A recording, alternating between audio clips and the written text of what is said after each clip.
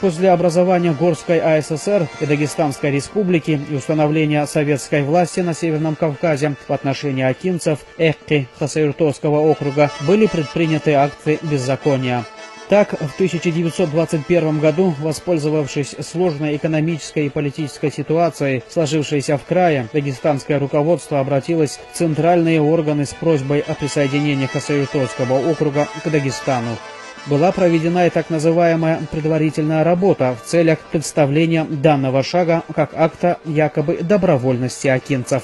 Дагестанское руководство о своем стремлении завладеть всем округом не только объясняло свои притязания якобы этнополитической и территориально-экономической принадлежности округа к Дагестану, но и прямо фальсифицировало документы о якобы страстном желании акимцев присоединиться к Дагестану.